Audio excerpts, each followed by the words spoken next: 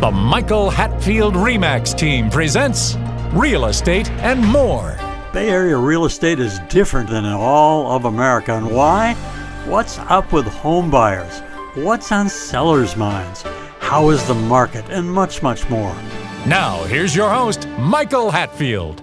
Welcome to the Real Estate and More show. We are definitely about the more in our show's title today. It falls from your tree or it doesn't. I awoke at 4 a.m. this morning feeling a little bit like the Grinch, maybe just a little bit cranky. I didn't particularly feel badly, but more just like pulling the blanket back over my head and murmuring, humbug. The problem is that it is not a proper attitude for a realtor like myself to possess. I have property to show, greetings to drop off, appointments to go to, and research to do. But then it hit me. This incredibly powerful but yet very old concept. Even before coffee time this morning, I began to ponder a valuable thought recalled from this week's guests and friends who reminded me of this very concept.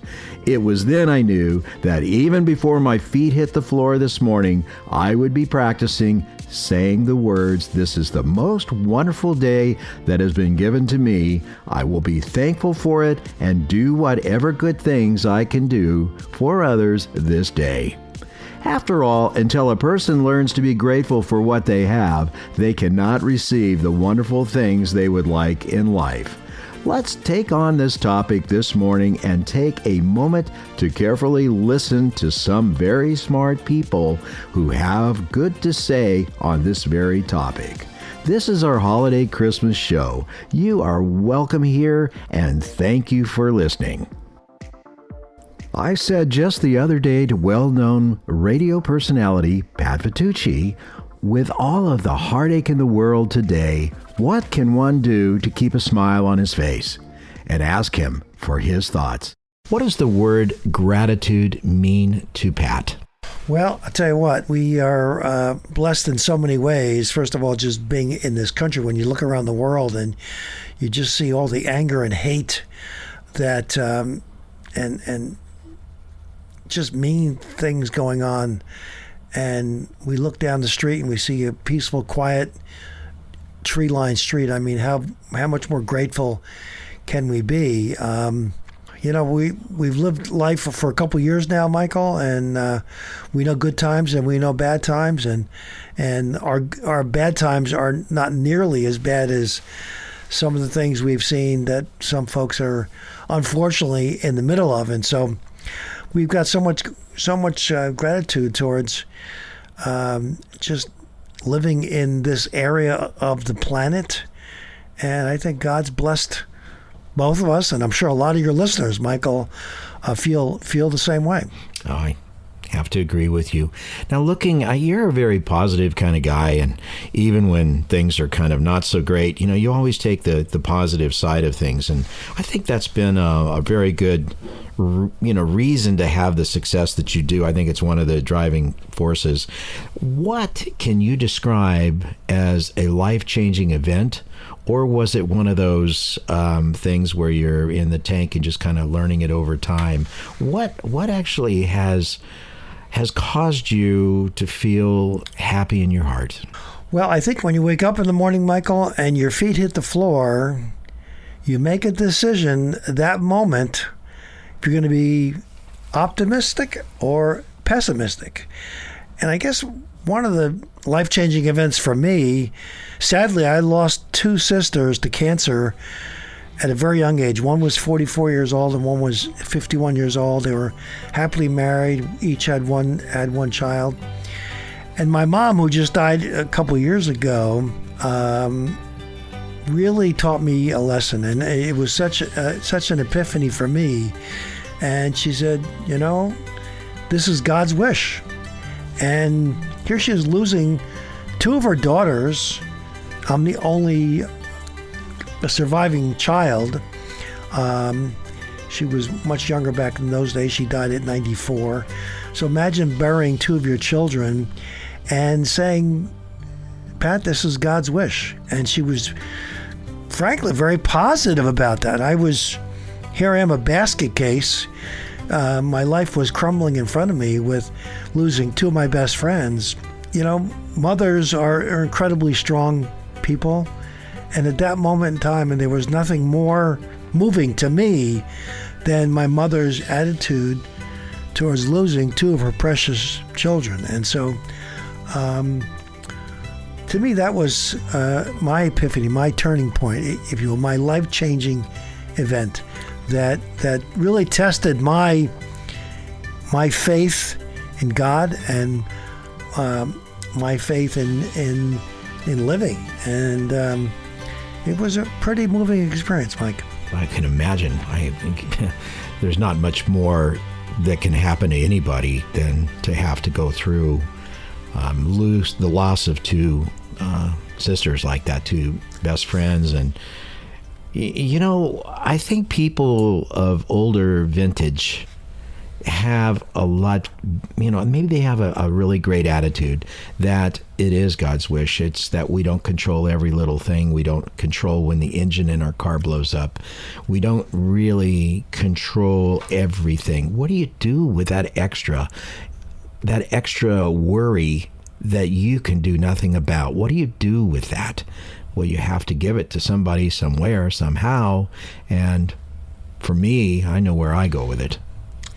Yeah, for me, I retreat into prayer. I'm kind of a prayerful guy, and I say my prayers every day. And I'm thankful that I've got a great family. I've got great friends like you and Nancy. Look, life is never perfect. There are always issues. I think God kind of tests you when he throws you a curveball, and he's looking to see how you react to perhaps a bad day or a bad event. And you've got to look at the positive side and understand we're all being tested from now and again.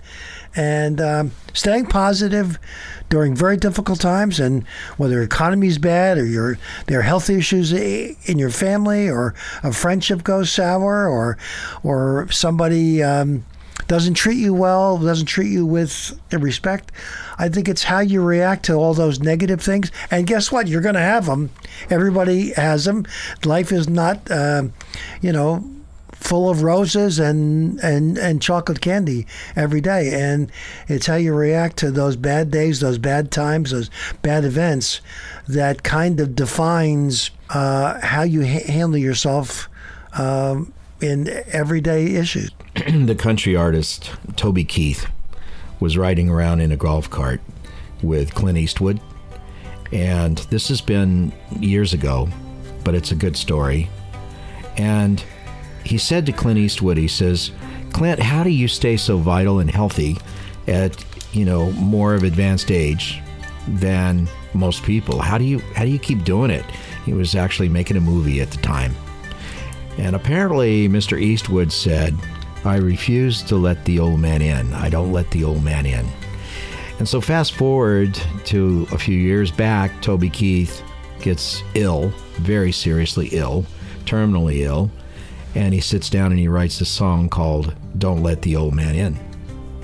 And he is, despite his illness, he is very positive. He's came out and has performed it, and it's went to the top of the charts and has made a mark. So perhaps people should take that viewpoint, be grateful for what we have, and don't let the old man in.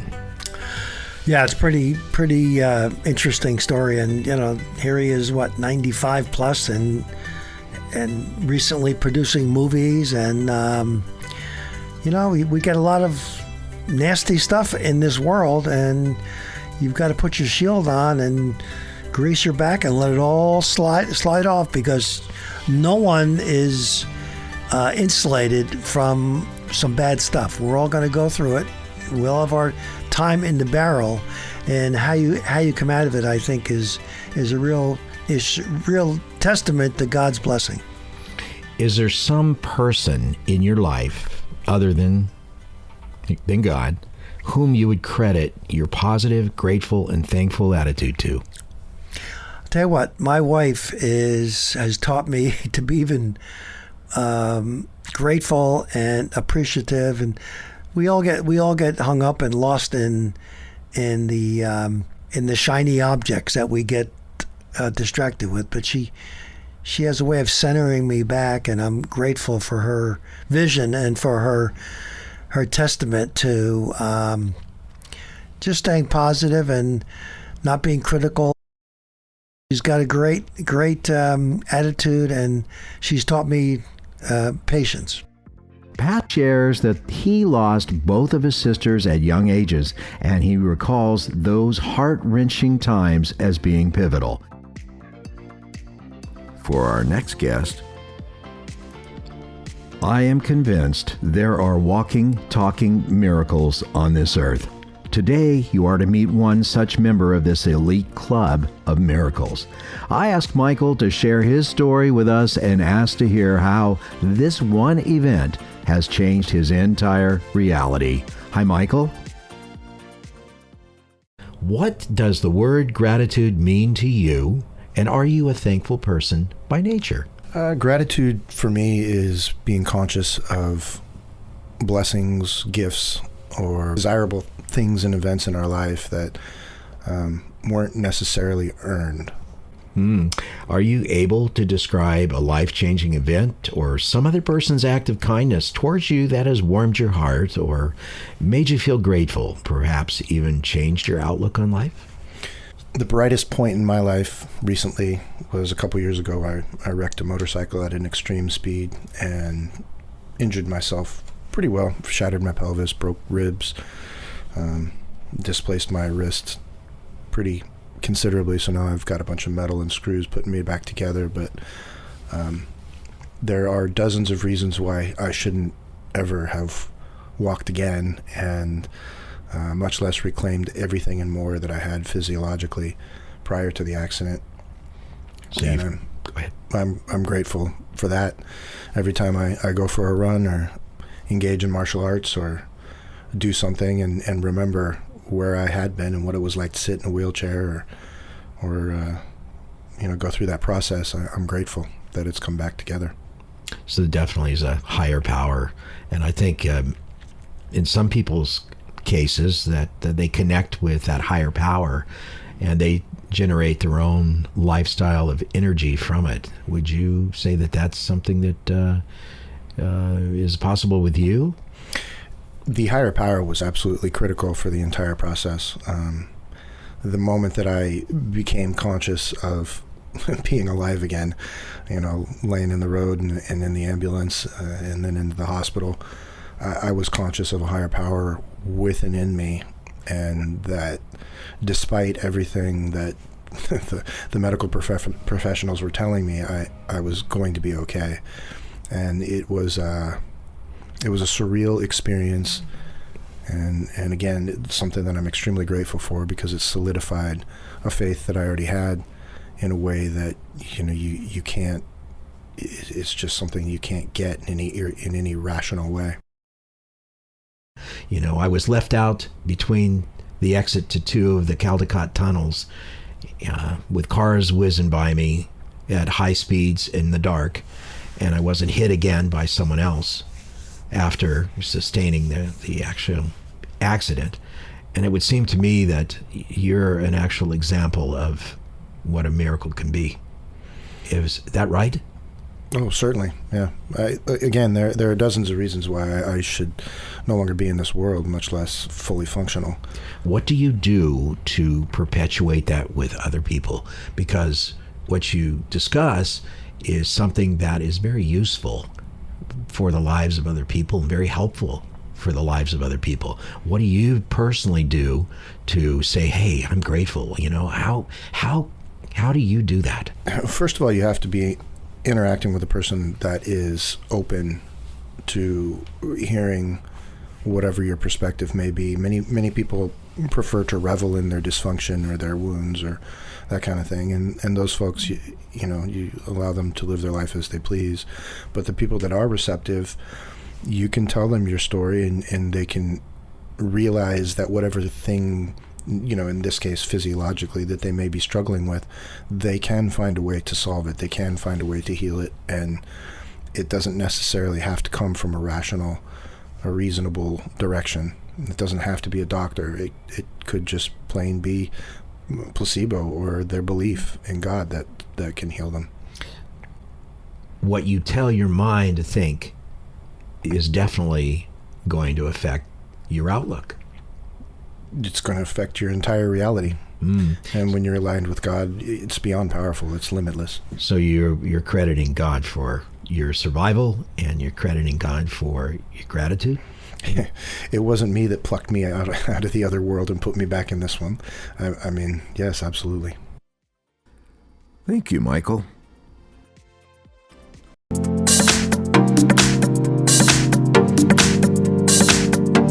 We're going to take a short break. We'll be right back. Welcome to the Real Estate Minute with RE/MAX expert Michael Hatfield. Michael, what traits should we look for in selecting an agent? Look for a deal maker with a positive attitude who will work tirelessly for you.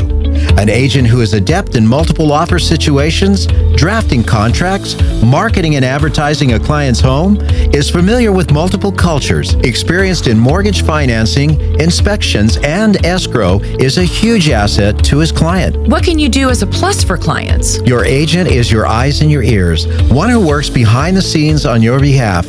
A great attitude, working well with others, and keeping clients' priorities number one is a given for us. Call 925-322-7775 now to schedule an appointment or complimentary home analysis. For excellence in real estate, call the Michael Hatfield RE/MAX team at 925-322-7775 or go to michaelhatfieldhomes.com. Well, we were in the market to buy a house in Pleasanton for a very long time. So we saw this beautiful house. We walk in, we see Michael and Nancy. We just absolutely loved this house. Michael brought in a wealth of knowledge and experience to the whole home buying process. He was very professional, and both Michael and Nancy went way above and beyond to help us and to help us achieve the house of our dreams. Now, back to our show. Fellow Nevada colleague Erin opens up about her journey to what matters in life. Hi, Michael. Thank you for having me. Gratitude to me means being appreciative for the people and the opportunities that I've been given, that have been put in my life and that I've been given. Has there been any single event that has really opened your eyes, or do you feel like you're that person that's taken experiences from around you and it's developed? Or how did you get here to where you wake up in the morning and say, it's going to be a wonderful day? It isn't going to be a bad day. It's going to be a wonderful day, and I'm going to do what I can for others to make it just as wonderful. How did you get there? I think initially, I think it was just something that came naturally to me. And then I was given an opportunity to do a leadership class last year with the state of Nevada. And I was kind of pushed into doing it. And it really changed my perspective on giving and not expecting anything back in return in regards to, being a leader. And a lot of our leaders give, and they do it to lift people up and not to expect anything back. And it's definitely an event in my life that changed my perspective and made me a lot more thankful for the everyday things. I started a gratitude journal, and at first it was a little challenging. You're like, okay, what am I grateful for? And then you realize there's so much more to be grateful for. I had a young man in here just earlier, and I asked him what it meant to him. And he says he feels grateful for God. And this came as a result of a life-changing event where he hit the back of an SUV on a motorcycle at 85 miles an hour and lived to tell about it. He was one of those little miracles, and he realized from there he had to draw some gratitude and look for all the things that he does have instead of the things that he doesn't have, because there's a lot of things we don't have. We don't have Elon Musk, we don't have his fortune, we don't have all of this other, but we do have health, And we do have a lot to wake up to and say, how wonderful can that be? So if you possess an attitude of gratitude and thus thankfulness, what personal actions going ahead do you anticipate that you'll do? What are your thoughts, Aaron? Well, I agree with the last person who, just waking up and having our health and our life and our friends is a lot more valuable than having a pocket full of money. I know I have investors and people who have a lot of money and they're not happy. So I definitely, we might not have Elon Musk's finances, but, I think sometimes you don't necessarily need that or want that. And then, so one of the big things that I'm going to do this incoming year is community outreach, volunteering in our community, and just helping people of all walks of life, whether, they need, a little bag of water in a toothbrush and socks, because that seems to be a big thing around here is people need socks and hats. So, just having like a go bag in my car for people on the side of the street that might need it, to volunteering in our community, to different organizations to help our community just become, more solid and better and help those in need. I read a book called Giver's Gain, and it's all about giving, and it's not to get something back. It's more because it makes you feel better internally and you see the world in a different light. When you give, you just naturally, it comes back to you, and not that you expect anything back. But I was on the board of a domestic violence advocacy center, and I was at the home, the safe house, and one of the ladies came up to me, and I was kind of at a point where I was debating on, is this really worth it or not? And one of the women came up to me and said, "You saved my life. And like the work that you do and me being able to come here, you literally saved my life." So it's like those moments where it's just heart-wrenching and you're just, I'm just cleaning up a storage room, or but to them, I'm saving their life. So I think just those little things in life make a big difference to other people. Thank you, Aaron. We're going to take a very short break. Be right back. I'm Michael Hatfield. City Team is a credible organization that actually cares for human beings who are poor and are hungry. City Team provides food, clothing, shelter, and humanitarian services in 3 Bay Area cities, as well as aids those who are in serious need of a hot meal. Please donate what you can spare to City Team so they can serve holiday meals to those in dire need. They're able to serve a meal for just $2.49. Yes, just $2.49, less than a cup of coffee. Help sustain another human being by gifting to City Team. Any amount helps, and between now and December 31st, any donation you make will be matched by a fellow generous donor. Go to cityteam.org/Christmas to help with your important gift. We can make a difference. Go to cityteam.org/Christmas. That's cityteam.org/Christmas. This is an unpaid endorsement by the Michael Hatfield family for another human being in need. And now, back to our show. How actually do people become really nice people with a warm, heartwarming grace towards others? I have Ladd and Lene to share their thoughts. Gratitude, what does it mean? Well, I'll tell you what, I gave this a little bit of thought when you and I chatted last time. And, it's taking a moment to reflect on how lucky or blessed you are when something good happens, large or small, to appreciate how or why it happened that way too. Absolutely. So it's like an event maybe occurred in your life, or was it just a mental process that you came to? What do you think? Everything happens. I feel everything happens for a reason. Whether it's promoted by myself or by my doings or Lene's doings or just by nature of people, I think it's just the way it should be. Everybody should be helping each other. helpful in one way, or love the other person, as much as you can. Yeah. Sometimes I think setting that attitude requires practice. One of our guests that was just on the show said that every morning you have to get up and say, I am grateful for what I have, not for what I don't have. So if you possess an attitude of gratitude every day, you wake up and say, I feel a little, nope, I'm not going to feel that way. I'm going to feel great. And I feel pretty good today. You change that whole attitude. Well, one thing I've found out is there's always people that wake up on, say, the sunnier side of bed. And, I always take each day, if the sun's going to shine, it's a good day. And, that really sets the motion for me to walk through the day, making the best of everything I can make. I believe that when you're kind to someone else and you give in a nice way, that it does tend to comes back through the ionosphere or whatever that we live in, and it helps practice that attitude of gratitude. Thank you, Ladd and Lene.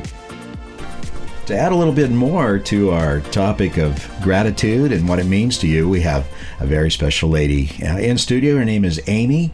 And so let me say, Amy, what does the word gratitude mean to you? Well, I think when I lay down at night, the first thing I do is I say, thank you, God, for this day, and thank you for everything that you've given me.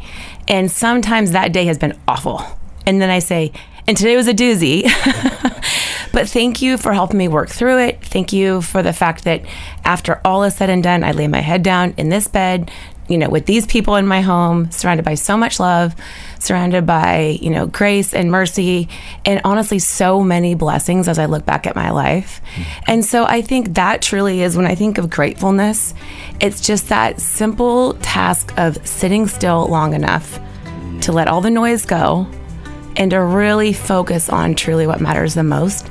And then the next day, want to get up and give that back to somebody else and make sure that you continue to bless other people's lives, because I truly am, so blessed in so many ways. All right, so you're by nature a thankful person, or was there an event that actually changed your way of thinking? I would say, but I grew up the oldest of 6 kids. So family was always extremely important to us.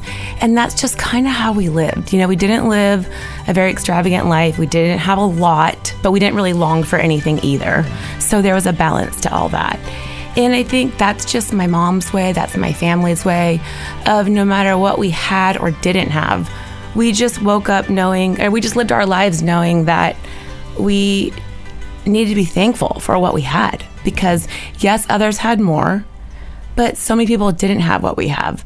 And my mom's that kind that was always like, well, if we have this, we're giving away this part of it because we don't really need all of this.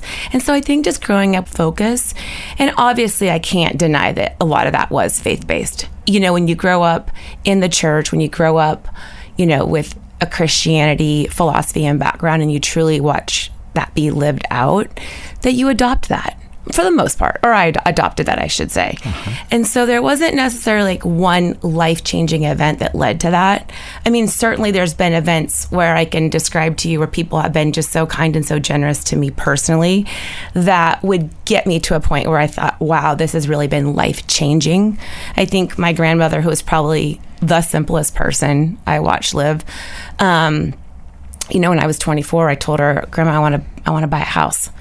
And she goes, okay. So she helped me buy a house at 24. Friends were living with me, and I look back, I go, gosh, at the time I didn't really know, and I didn't know, but my grandma loved me enough, trusted me enough, wanted to see me be successful. But there wasn't like that tragic, unfortunate day that I had to really change direction. Thank you, Amy. You've been listening to the Real Estate and More show, and we've been talking about the concept of life-changing gratitude. Gratitude for what you have, what it means to us in our lives, and how we can use it to help others. Please remember to go to our new YouTube handle, My Real Talk Show. That's My Real Talk Show at youtube.com, and touch that subscribe button. You can also find past aired shows at our handle, My Real Talk Show, on youtube.com.